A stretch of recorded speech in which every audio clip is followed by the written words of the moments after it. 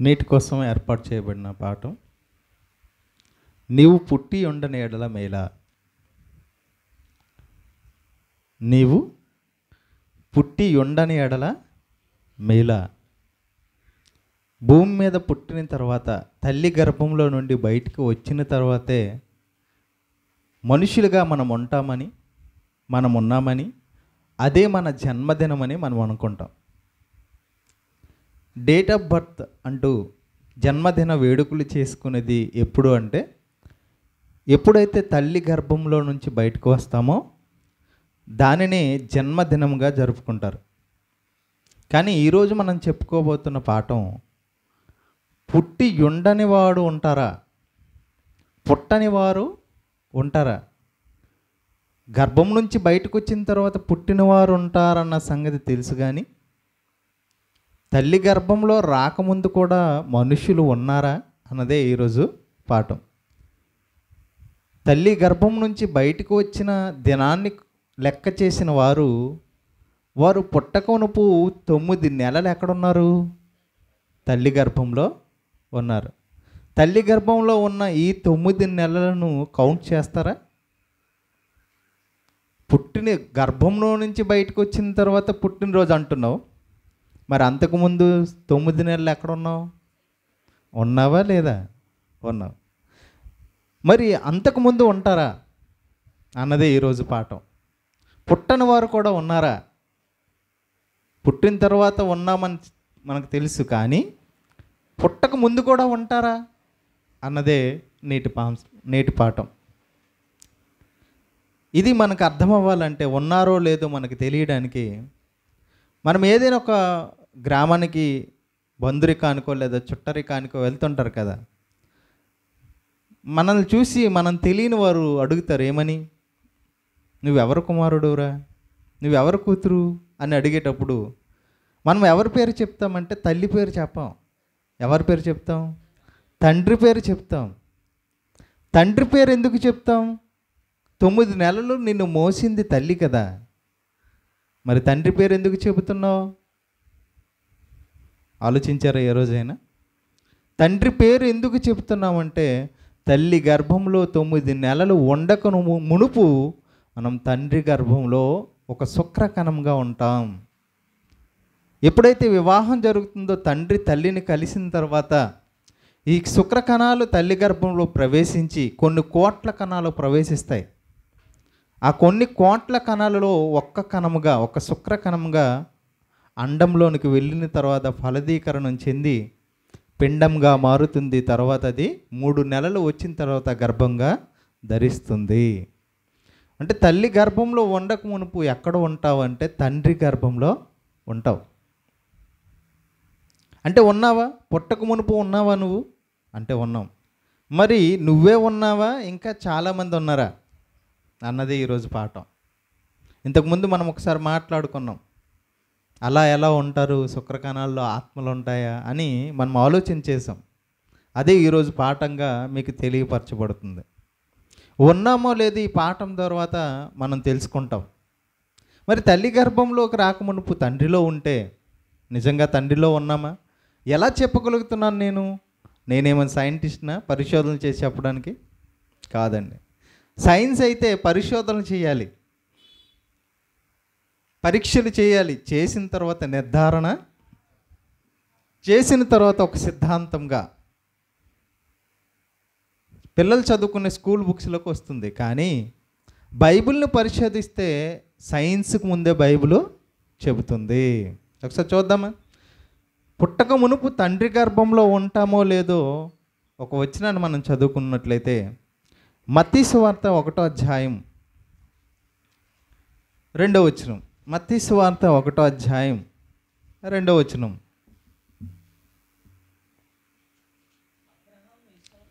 అబ్రహాము ఇస్సాకును కనెను. తల్లి కంటుంది అనుకుంటున్నాం మనం, కానీ కంటున్నది ఎవరు?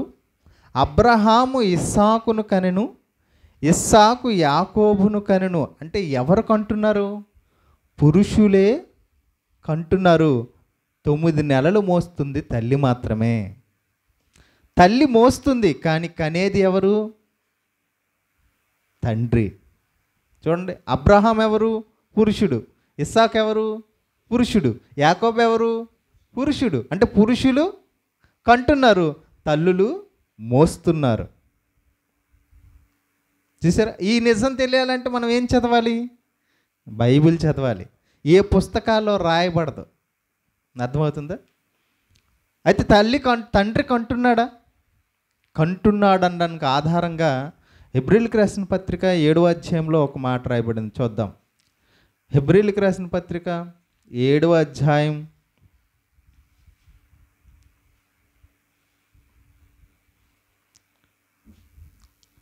7వ అధ్యాయం 7-8 వచనాలు చదువుకుందాం. 8 నుంచి చదువుదామా? 8వ వచనం. మరియు లేవీ క్రమం చూడగా, 5వ వచనం నుంచి కూడా చూద్దాం. 5వ వచనం చదివి తర్వాత ఇక్కడికి వద్దాం. మరియు లేవీ కుమారులలో నుండి యాజకత్వం పొందువారు తమ సహోదరులు అబ్రహాము గర్భవాసము నుండి పుట్టినను. ఎవరి నుంచి పుడుతున్నారంట? మళ్ళీ చదువుతాను చూడండి. లేవీ కుమారుల నుండి యాజకత్వం పొందువారు తమ సహోదరులు అబ్రహాము గర్భవాసము నుండి పుట్టినను. అంటే లేవీ ఒక్కడే కాదు, గర్భవాసము నుంచి. అబ్రహాము ఎవరు? లేవీ ఎవరు? అబ్రహాం ఎవరు? లేవీ ఎవరంటే అబ్రహాము ఇస్సాకును కనెను, ఇస్సాకు యాకోబును కనెను, ఈ యాకోబు 12 మంది కుమారులు కన్నాడు. ఆ 12 మందిలో లేవీ ఒకడు. లేవీ ఒక్కడు మాత్రమే ఉన్నట్టుగా ఉందా? సహోదరులందరూ అంటే ఈ 12 మంది కూడా ఎక్కడ ఉన్నారు? అబ్రహాము గర్భంలో. అబ్రహాం ఏమవుతాడు లేవీ కుటుంబానికి? అబ్రహాము కొడుకు ఇస్సాకు, ఇస్సాకు కొడుకు యాకోబు, యాకోబు కొడుకు లేవి. లేవి నాన్నగారు, తాతగారు, ముత్తాతగారు. ఎవరు కడుపులో ఉన్నారంట వీళ్ళందరూ? అబ్రహాము కడుపులో ఉన్నారంట. 10వ వచనం చూద్దాం. ఎలాగనగా మెల్కీషెదకు అతని పితరుణ్ణి కలుసుకున్నప్పుడు లేవి తన పితరుని గర్భంలో ఉండెను. లేవి తన పితరుని గర్భంలో ఉండెను. లేవి యాకోబు పుట్టిన మొదటి సంతానం కాదు, మొదటి సంతానం రూబేను. ఇలా 12 మందిని కంటాడు. అందులో 7-8 వాడు లేవి, లేదా 3-4 వాడు అనుకుందాం పోనీ. చివరి 8వ వాడు కూడా ఇక్కడ రాయబడి ఉంటుంది చూడండి. లేవి సంతానాన్ని దేవుడు లెక్కించలేదు. ఎందులో? యాకోబు గోత్రాలలో. ఓకేనా? అయితే ఒకవేళ యాకోబు గారు వివాహం అయిన తర్వాత ఇప్పుడులాగే ఒకవేళ ఒకళ్ళిద్దరిని కన్న తర్వాత ఆపరేషన్ చేసుకున్నారు అనుకోండి, ఇంతకీ లేవి కడుపులో ఉంటాడా ఉండడా? ఏమవుతాడు లేవి అప్పుడు? పితరుని గర్భంలో అబ్రహాం గర్భంలో ఉన్నాడు. అబ్రహాముల నుంచి ఇస్సాకులోనికి వచ్చాడు, ఇస్సాకులో నుంచి యాకోబులోనికి వచ్చాడు. యాకోబు ఇద్దరిని కన్ని తర్వాత ఆపరేషన్ చేసుకున్నాడు అనుకో. ఈ లేవి కానీ, మిగతా యోధా కానీ, లేదా సిమోన్ కానీ, యోసేపు కానీ వీరందరూ ఏమవుతారు? చనిపోతారు. ఏమవుతారు? అంతేనా కదా? వీరందరూ మరణించి రక్తం ద్వారా బయటికి వెళ్ళిపోతారు. మరి వీళ్ళు ఒకవేళ భూమి మీదకి రాకపోతే ఉన్నారనా లేరనా? భూమి మీదకి రాకపోయినా ఉన్నారా? ఉన్నారు. వచ్చారు కనుక ఈరోజు మనం పేర్లు చదువుతున్నాం. ఒకవేళ రాకపోయినా రక్త కణాలుగా మరణించి మరో లోకానికి వెళ్ళిపోతారు. అంటే వీరు పుట్టక మునుపు ఉన్నారా? ఉన్నారు. అందుకోసమే ఇంకా చూడండి, అంటే వీరే కాదు, ప్రపంచ ప్రజలమైన మనం అందరం కూడా మన తండ్రులు గర్భాలు దాటుకుంటూ వచ్చిన వారు మనమంతా. ఈరోజు నువ్వు భూమి మీద ఉన్నావంటే, ఈ భూమి మీద పుట్టక మునుపు తల్లి గర్భంలో 9 నెలలు ఉంటే, ఆ 9 నెలలు ఉండక మునుపు ఎక్కడుంటావు? తండ్రి గర్భంలో ఉంటావు. తండ్రి గర్భంలో ఉండక మునుపు తాత గర్భం, తాత గర్భం తర్వాత ముత్తాతలు అంటే ప్రపంచ జనాభా అంతా ఎవరి నుంచి రావాలి? ఒకే మనిషి నుంచి రావాలి. అపోస్తుల కార్యం 17వ అధ్యాయం 26వ వచనం. అపోస్తుల కార్యం 17వ అధ్యాయం 26వ వచనం. మరియు యావత్ భూమి మీద కాపురం ఉండుటకు ఆయన యొక్కని నుండి ప్రతి జాతి మనుషులను సృష్టించి, దేవుడు అంట ఒకే మనిషి నుంచి సమస్త భూజనులందరినీ భూమి మీదకి రప్పించాడంట. అంటే మనం పుట్టకమునపు ఎక్కడున్నామైతే? ఈ తండ్రులు గర్భాలు లేకముందు ఒక్కడైనా మొట్టమొదటి మనిషి అయిన ఆదాములో ఉన్నాము. దేవుడు మొట్టమొదటిగా నేలమంటి నుండి నరుని నిర్మించి వాని నాసికారంధ్రములలో జీవవాయుని వదుగా నరుడు జీవాత్మ అయ్యాడు కదా, ఆదికాండం 2:7 వచనంలో. ఆ ఒక్కడైన ఆదాములో నుంచి సమస్త భూజనులందరూ వచ్చారు. మరి అందరూ ఒక్కరి నుంచి వస్తే ఇన్ని మతాలేంటి, ఇన్ని కులాలేంటి, ఇన్ని జాతులేంటి? అంటే దేవుడు సృష్టించినవా, మనుషులు సృష్టించుకున్నవా? మనుషుల వల్ల వచ్చే ఈ కుల మత భేదాలు. మనమంతా ఒకటే, అందుకోసమే మనలో ప్రవహించేది రక్తం ఒకటే, అవునా? దానిలో గ్రూపులు ఉన్నాయేమో కానీ ఏబిఓ పాజిటివ్ నెగిటివ్ అని, కానీ రక్తం మాత్రం ఒకటే. శరీర ఆకృతులు ఒకటే. ఎక్కడ కళ్ళు ఉండాలో అక్కడే ఉన్నాయా, వేరేగా ఉన్నాయా? ముక్కు కళ్ళు కిందే ఉంది, ఆ ముక్కు కింద నోరు. ఎవరికైనా వెనక పక్క ఉన్నాయా? ఏ సైడ్కైనా, ఈ సైడ్కైనా, ఆ సైడ్కైనా, ఇక్కడ ఒక కన్ను, ఇక్కడ ఒక కన్ను. ఆ రెండు చెవులు తీసుకొచ్చి ఇక్కడ పెట్టాడు అనుకో దేవుడు. పోనీ అప్పుడు ఒకవేళ వీటిది వేరే మతం, వేరే కులం అనుకోవచ్చు కదా, వీరు వేరే జాతి అనుకోవచ్చు. కానీ మనుషులందరూ 2 కాళ్ళు, 2 చేతులు, 2 కళ్ళు, ఒక ముక్కు, ఒక నాలుక, ఒక నోరు, అన్నీ ఒకటేనా? అందరూ అలాగే ఉన్నారు. తల మీదేమో మెడ, తల కిందేమో మెడ కింద బాడీ కింద నడుము భాగం, నడుము కింద కాలు, ఈ భుజాలకి చేతులు, ఇదంతా ఆకారం ఒకటేనా? అంటే మనమందరం ఒకటే, మన మధ్య కులమత భేదాలు లేవు. మనమందరం ఒకే తండ్రి నుంచి వచ్చాము. ఎవరా తండ్రి? ఆదాము గారు. అదే మాట పక్కన కూడా రాయబడి ఉంటుంది, ఏమని? సమస్త జీవులకు తల్లి ఒకటే అని. పక్కనే ఆదికాండం చూడండి ఒకసారి. ఆదికాండం 3వ అధ్యాయం 20వ వచనం. ఆదాము తన భార్యకు అవ్వ అని పేరు పెట్టెను, ఎలయనగా ఆమె జీవము గల ప్రతి వానికి తల్లి. ఈ భూమి మీద జీవం కలిగిన ప్రతి వారికి తల్లి ఎవరు? అవ్వ. తండ్రి ఎవరు? ఆదాము. అంటే మనమందరం ఎవరి నుంచి వచ్చిన వారు? ఆదాములో నుండి వచ్చినవారు. మరి ఆదాము ఎక్కడి నుంచి వచ్చాడు?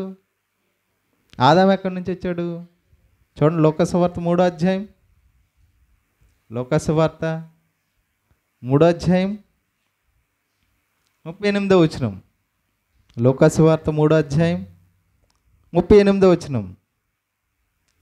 కేయినాను ఎనోషుకు, ఎనోషు షేతుకు, షేతు ఆదాముకు, ఆదాము దేవునికి కుమారుడు. ఆదాము ఎవరి కుమారుడు? దేవునికి కుమారుడు. అంటే ఆదాములోను మనమందరం లేకముందు ఎక్కడున్నాం? దేవునిలో ఉన్నాం. అందుకోసమే కీర్తనల గ్రంథం 90 అధ్యాయం 1వ వచనంలో ఒక మంచి మాట దేవుడు రాపించాడు. ప్రభువా, తరతరముల నుండి మాకు నివాస స్థలము నీవే అని రాయబడి ఉంటుంది. తరతరముల నుంచి ఎవరంట మనకు నివాస స్థలం? దేవుడు. అంటే దేవునిలో ఉండే సమస్త జనులు ఈ భూమి మీదకి వచ్చారు. ఇదే ప్రశ్న దేవుడు యోబుకు అడుగుతున్నాడు. ఒకసారి చూద్దామా? యోబు గ్రంథం 38వ అధ్యాయం 4వ వచనం. యోబు గ్రంథం 38వ అధ్యాయం 4వ వచనం.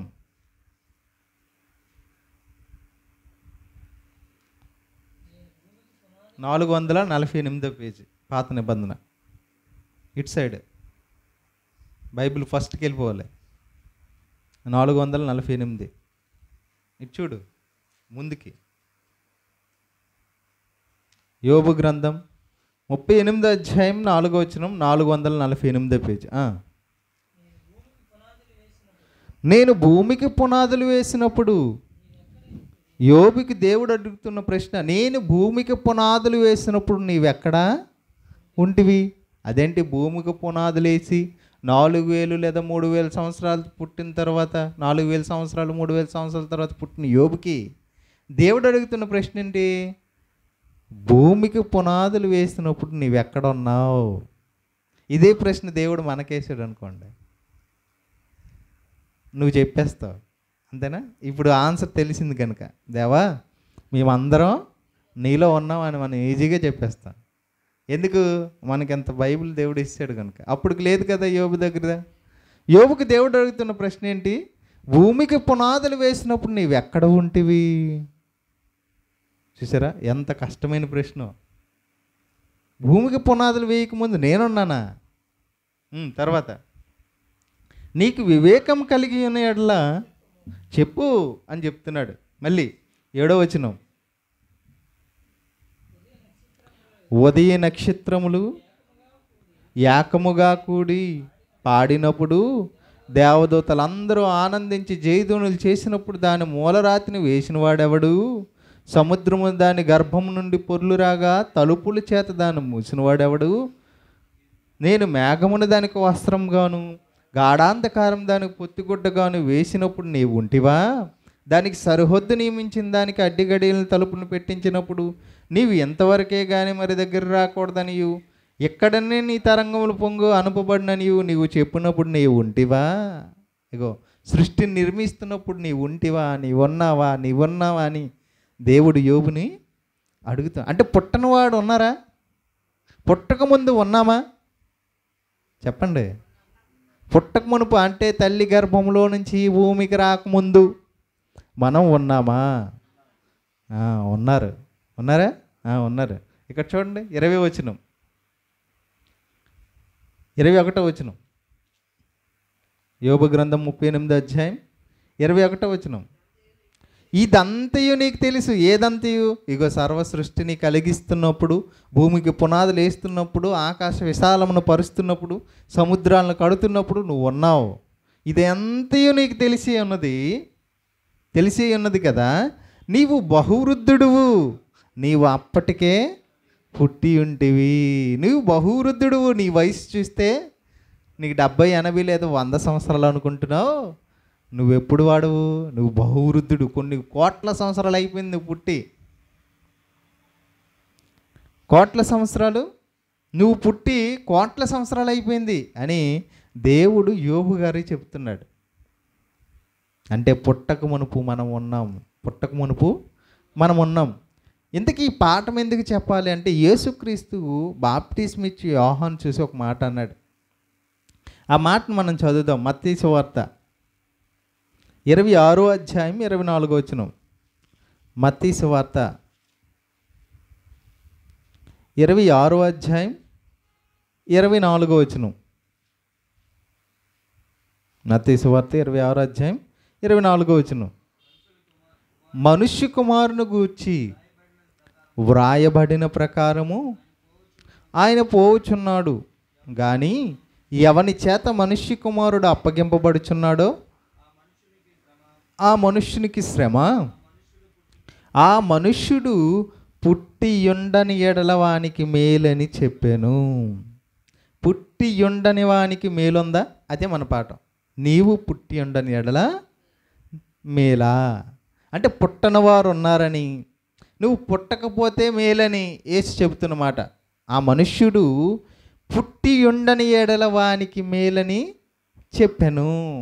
అంటే పుట్టని వారు ఉన్నారు. ఎవరా పుట్టని వారు? ఈరోజు మనం ఈ భూమి మీదకి వచ్చేసాం అంటే పుట్టేశాం. మరి పుట్టని వారు ఉన్నారా? ఉన్నారండి. వాళ్ళు ఎలా ఉన్నారు? యోబు గ్రంథం 3వ అధ్యాయం 16వ వచనం చూడండి ఒకసారి. యోబు గ్రంథం 3వ అధ్యాయం 16వ వచనం.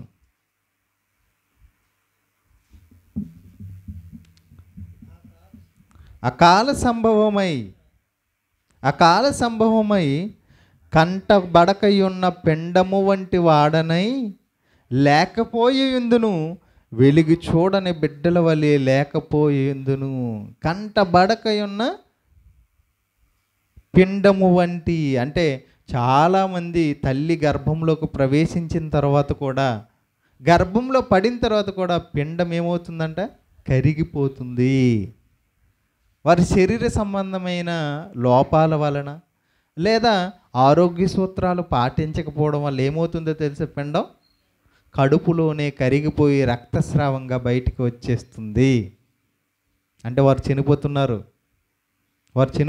అంటే ఉన్నారు వాళ్ళు కణాలుగా, శుక్ర కణాలుగా. ఒకే దేవుడు గర్భాన్ని ఇస్తే ఆ మిగతా వాళ్ళందరూ ఏమైపోతున్నారు? రక్త కణాలుగా చనిపోతున్నారు. అంటే పుట్టని వారు ఉన్నారు.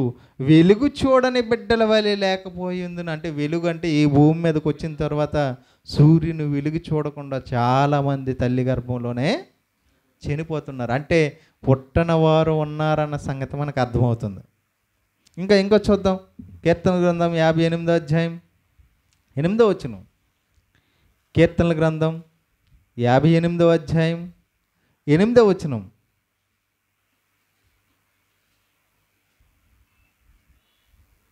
కీర్తనల గ్రంథం 58వ అధ్యాయం 8వ వచనం. వారు కరిగిపోయిన నత్తవలే నుందురు, సూర్యుని చూడని గర్భస్రావం వలె నుందురు. ఇదిగోండి, కరిగిపోయిన వారు చాలామంది ఉన్నారు. వారందరూ యేసుక్రీస్తు ఏమంటున్నాడంటే, నీవు పుట్టి ఉండని ఎడల ఆ మనుష్యునికి మేలు. ఎందుకు పుట్టి ఉండకపోతే మేలు? పుట్టిన తరువాత చెడుతనాలు జరిగించి పాతాళానికి వెళ్ళిపోవడం కంటే తల్లి గర్భంలోనే పుట్టక మునుపు రక్తస్రావం వలె, కరిగిపోయిన పిండం వలె మరణించడం వల్ల దేవుడు ఉన్న లోకాన్ని సంపాదించుకునే అవకాశం ఉంది. పుట్టి పాపం చేసి పాతాళం వెళ్ళడం మంచిదా? గర్భంలో ఉంటుండగా కరిగిపోయి పరలోకం వెళ్ళడం మంచిదా? అందుకోసం యేసు వాళ్ళని చూసి ఏమంటున్నాడు? నీవు పుట్టి ఉండని ఎడల నీకు మేలు. ఎందుకు మేలు? వచ్చి పాతాళంకి వెళ్ళిపోతున్నారు చాలామంది. ఇది ఎవరి గురించి చెప్తున్నారంటే, యోహాను గురించి కాదు అనుకుంటున్నారు, యోధా గురించి, ఇస్కరియోతు యోధా గురించి చెప్తున్న మాట. ఇస్కరియోతు యోధా ఏం చేశాడో తెలుసా? యేసుతో పాటు 3.5 సంవత్సరాలు ఆయన చేసిన అద్భుతాలు, స్వస్థతలు చూసి కూడా యేసుక్రీస్తుని 30 వెండి నాణాలకు అమ్మేశాడు. ఆ వరాలన్నీ, అద్భుతాలు చేసే వరాలన్నీ యోధా గారికి దేవుడు ఇచ్చాడు. 12 మంది శిష్యులు ఒకటి కదా. అవన్నీ చేసిన వాడైనప్పటికీ 30 వెండి నాణాలకి తన సేవకుని, తన యజమానిని అమ్మేశాడు. ఎవరు? యేసుక్రీస్తు. నువ్వు ఇలా చేయడం కంటే నువ్వు పుట్టకపోతే మేలు. పుట్టి ఇలా చేసావు, ప్రమాదం తెచ్చుకున్నావు. ఇంకా అప్పగించడమే కాకుండా ఏం చేసుకున్నాడు? ఆత్మహత్య చేసుకున్నాడు. ఆయన ఉరిపోసుకొని చనిపోయాడు. అంటే పాతాళానికి వెళ్ళిపోవడం కంటే ఏది మంచిది? తల్లి గర్భంలో ఉంటుండగానే చనిపోతే మంచిది అంటున్నాడు. చూడండి, చాలామంది తల్లిదండ్రులు పిల్లల్ని ఉద్దేశిస్తూ మాట్లాడతాడు. నువ్వు ఎలా ఉంటావని, ఎలా ఆలోచిస్తావని, ఇంత దినిగా ప్రవర్తిస్తావని నాకు తెలిస్తే పుట్టిన వెంటనే నిన్ను చంపేసిందో, కడుపులో ఉన్నప్పుడే నేను చంపేద్దును అంటాం కదా. అంటే కడుపులో నుంచి బయటికి రాకముందు ఉన్నారనమాట. ఎందుకు అలా చంపేయాలనుకుంటున్నావు? పుట్టిన తర్వాత చేసిన క్రియలు దుష్క్రియలు కనుక, అది నచ్చలేదు కనుక. దేవుడు కూడా, యేసుక్రీస్తు ప్రభు కూడా అదే అంటున్నాడు. నువ్వు పుట్టకపోతే మేలు, పుట్టి ఈ చెడుతనం జరిగిస్తున్నావు. అంటే పుట్టక మునుపు ఉన్నవారికి మేలు ఉందా? ఉంది. మరి పుట్టిన వారి పరిస్థితి ఏంటి? పుట్టావంటే దేవుని క్రియలు జరిగించాలి. నువ్వు ఈ భూమి మీద దేవునికి మేలు కలిగే విధంగా బ్రతకాలి. నువ్వు వారందరినీ దేవుడు వద్దనుకొని నిన్నెందుకు నిర్మించుకున్నాడు? నీకెందుకు రూపం ఇచ్చాడు? నిలబడతావనే కదా. ఒక కొడుకుని ప్రయోజకులు చేయాలనే కదా తల్లిదండ్రులు ఖర్చు పెడతారు డబ్బులు. ఎంతైనా పర్లేదండి, మా కొడుకు విద్యావంతుడు, మా కూతురు విద్యావంతుడు, మంచి ఉద్యోగంలో ఉండాలి, మంచి పేరు తేవాలనే కదా తల్లిదండ్రులు వారికి లేకపోయినా నీ కోసం ఖర్చు పెడుతున్నారు. అంటే ఈ తల్లిదండ్రులు ఎలా అయితే అనుకుంటున్నారో, మనకి రూపాన్ని ఇచ్చిన ఆ దేవుడు కూడా మనం ప్రయోజకులం అవుతాం. అన్ని కణాలలో, అన్ని శుక్ర కణాలలో ఒక్కదానిని నిన్నే ఏర్పాటు చేసుకున్నాడు. ఎన్నో కోట్ల కణాలు తండ్రిలో నుంచి తల్లిలోకి ప్రవేశిస్తున్నా వారందరినీ విడిచిపెట్టి నిన్ను నిలబెట్టాడంటే నువ్వు ప్రయోజనకరంగా ఉంటావని, సత్క్రియలు జరిగిస్తావని జగత్తు పునాది వేయబడక మునిపి నిన్ను ఏర్పాటు చేసుకున్నాడు. అంతమందిలో నువ్వే ఎందుకు సెలెక్ట్ అయ్యావు? ఆయన పనిని జరిగించగలవు, ఆ సమర్థత నీకుందని దేవుడు నిర్ణయించుకున్నాడు కనుక. మరి నువ్వు వచ్చిన తర్వాత అందరూ తమ సొంత కార్యములనే చూచుకొనుచున్నారు కానీ యేసు కార్యములను ఎవరో చూడరు. అంటే భూమి మీదకి వచ్చిన తర్వాత ఎందుకు పుట్టామో, ఎందుకు పెరుగుతున్నామో, ఎందుకు జీవిస్తున్నామో, ఎందుకు ఈ గాలి, ఈ నీరు, ఈ ఆహారము దేవుడు ఇస్తున్నాడో అని మరిచిపోయి తమ కోసమే తాము బ్రతుకుతూ ఎక్కడికి వెళ్ళిపోతున్నారు? ఈ యోధా గారు ఎలా అయితే పాతాళానికి వెళ్ళిపోతున్నాడో, మనుష్యులమైన మనమంతా మన కోసమే మనం బ్రతుకుతూ చెడు క్రియలు జరిగిస్తూ దేవునికి దూరమై పాతాళ లోకానికి వెళ్ళిపోతున్నాం. మరి ఇలాంటి వారికంటే ఎవరు బెస్ట్? పుట్టి ఉండని వాడే బెస్ట్. ఇంకా చూద్దామా? ప్రసంగి గ్రంథం 6వ అధ్యాయం, ప్రసంగి గ్రంథం 6వ అధ్యాయం 3వ వచనం.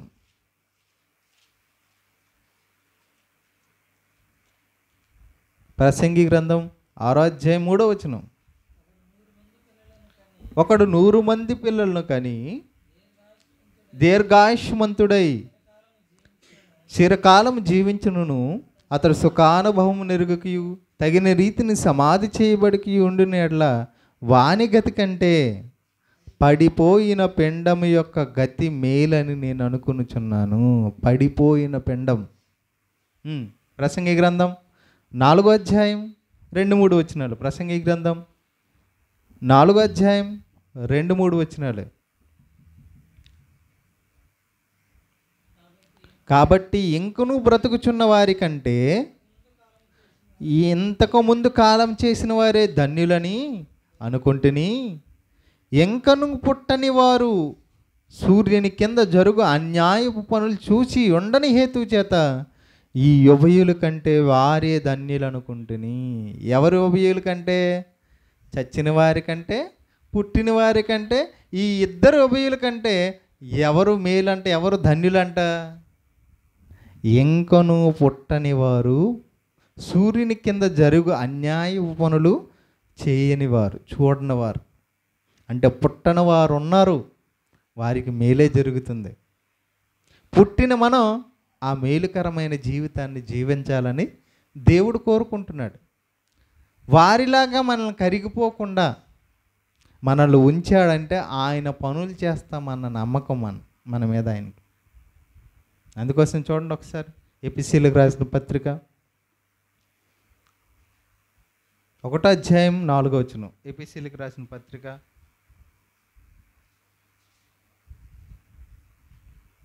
1వ అధ్యాయం 4వ వచనం.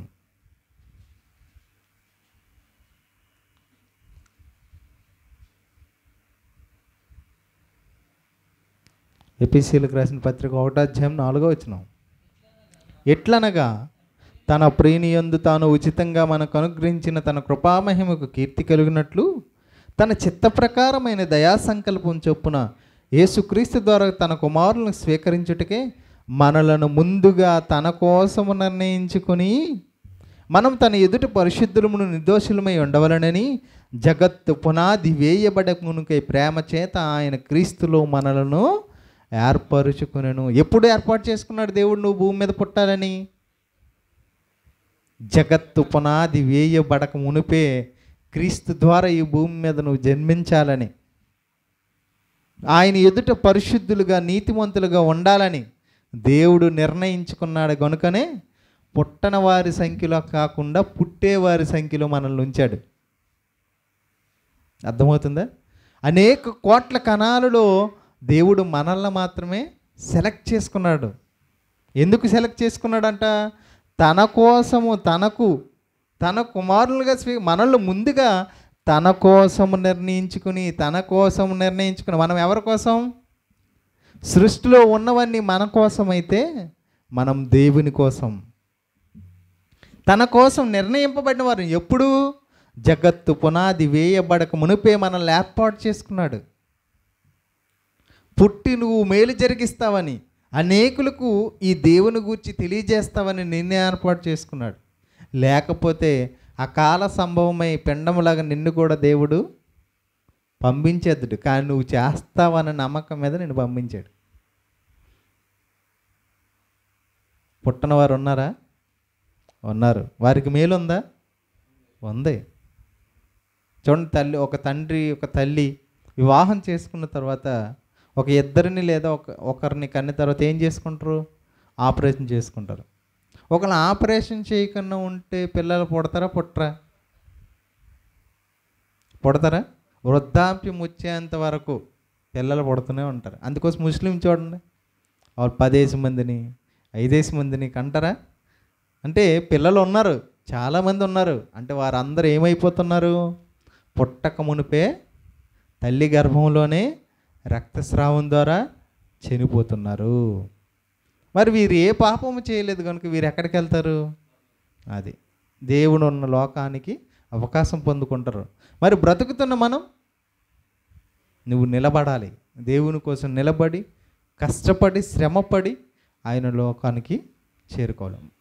ఆయన పని చేస్తే మనము మేలుకరమైన వారమే. పని చేయకపోతే ప్రమాదంలోనికి వెళ్ళిపోతాం. ఓకేనా? ప్రార్థన చేసుకుందాం.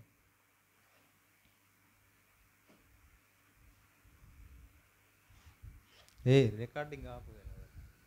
తర్వాత